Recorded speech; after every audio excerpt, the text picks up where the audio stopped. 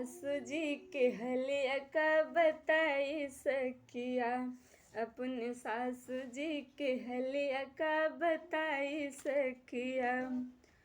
पहली पटौनी जब हम ससुरे में गईले का बताई सखिया, का बताई सखिया।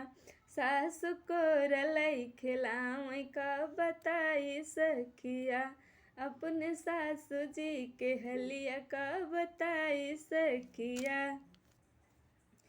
दूसरी पटौनी जब हम ससुरे में गईले, दूसरी पटौनी जब हम ससुरे में गईले का बताई सखिया, का बताई सखिया।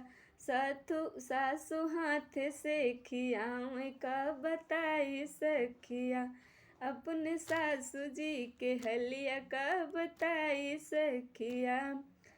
तीसरी पटौनी जब हम ससुरे में गईले का बताई सखिया, का बताई सखिया। सासू मूसर लई धमकावे का बताई सखिया, सासू मूसर लई धमकावे का बताई सखिया, अपने सासू जी के हलिया का बताई सखिया।